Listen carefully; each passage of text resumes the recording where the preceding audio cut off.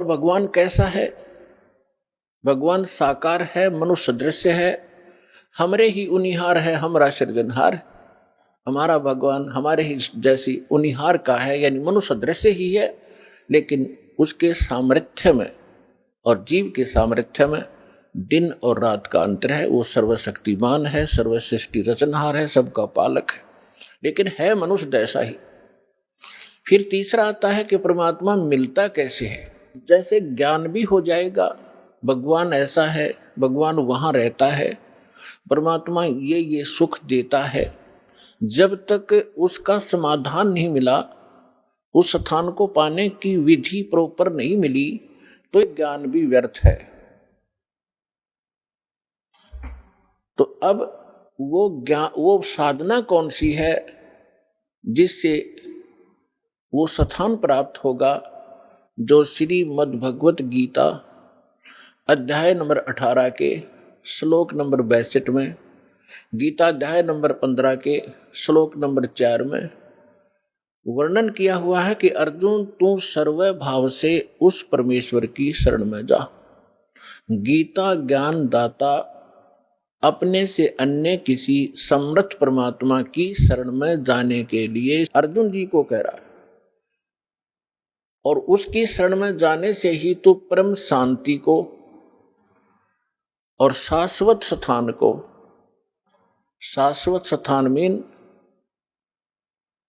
जिसका कभी नाश ना हो, सत्यलोक, अविनाशी लोक, अमर लोक को प्राप्त होगा।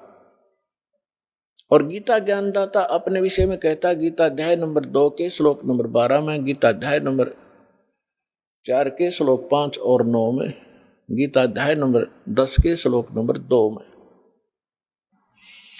कि अर्जुन तेरे और मेरे बहुत जन्म हो चुके हैं, तू नहीं जानता, मैं जानता। इससे सिद्ध है कि गीता ज्ञानदाता अविनाशी नहीं है, और इसके साधक भी फिर अविनाशी स्थान प्राप्त नहीं कर सकते।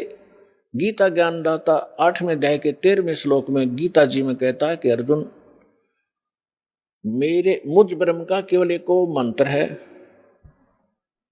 और इसकी जो साधना करता है अंतिम सांस तक, मरते दम तक, वो इस ओम से मिलने वाली परम गति को प्राप्त होता है। ओम से मिलने वाली परम गति कौन सी है? ब्रह्मलोक। ओम ब्रह्म का मंत्र है, ओम के जाप से ब्रह्मलोक प्राप्त होता है। गीता अध्याय नंबर 8 के श्लोक नंबर 16 में स्पष्ट किया है कि ब्रह्मलोक में गए हुए प्राणी भी पुनर्वृत्ति में हैं, वो भी फिर जन्म और मृत्यु के इस चक्कर में गिरे ही रहते हैं। गीता अध्याय नंबर 15 के श्लोक नंबर 4 में कहा कि अर्जुन तत्वदर्शी संत की प्राप्ति के उपरांत परमेश्वर के उस परम पद की खोज करनी चाहिए, जहां जाने के बाद साधक फिर लौटकर कभी संसार में नहीं आते।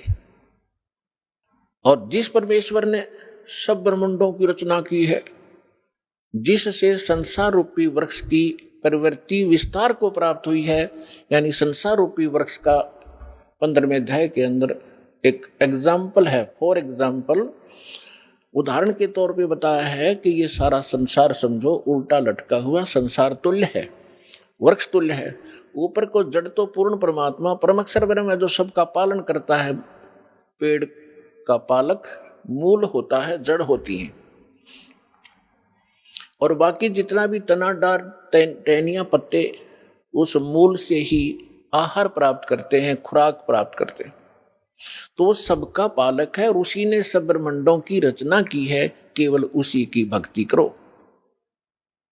आप सुन रहे थे जगत गुरु तत्वदर्शी संत रामपाल जी महाराज जी के मंगल प्रवचन। अधिक जानकारी के लिए विजिट कीजिए हमारी वेबसाइट www.jagatgururampalji.org। संत रामपाल जी महाराज जी के शुभ आशीर्वाद से पूरे विश्व भर में 500 से भी ज्यादा नाम दीक्षा केंद्र हैं, जिन पर संत रामपाल जी महाराज जी द्वारा ऑनलाइन निशुल्क नाम दीक्षा दी जा रही है। अपने नजदीकी नाम दीक्षा केंद्र का पता करने के लिए संपर्क करें 8222880541।